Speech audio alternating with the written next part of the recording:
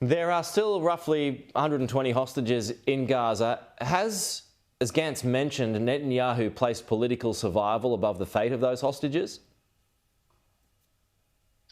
So I know less about that, but I think that, it's been a very steady talking point and action point of Minister Gantz. He's been very consistent in focusing on that and wanting to get a deal done. Unfortunately, Hamas aren't collaborating with that. And according to Benny Gantz, he's not happy with how the Prime Minister has been managing it either.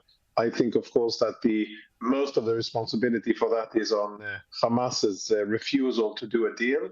At the end of the day, it's a deal if Israel agrees to stopping the war and allowing Hamas to continue to exist. And that's something that the government as a whole hasn't agreed to. And I think that would practically be a very dangerous thing for Israel. But Benny Gantz has been very consistent with that. And there's, of course, very strong sentiment in Israel for the release of the hostages, despite the fact that most of Israel, all of Israel, was elated yesterday with the happy news of the release, the safe extraction and rescue of 4 Israeli hostages.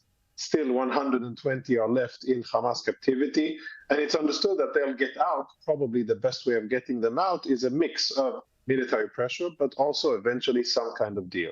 Gantz wants an election. Jonathan, is there likely to be one?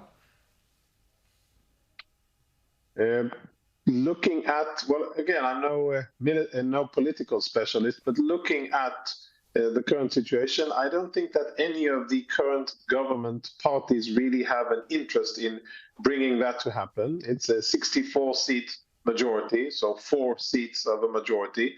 And I don't think that they would gain very much from bringing about an election, because according to all polls, they wouldn't fare very well. So that's my limited understanding of Israeli politics. Oh.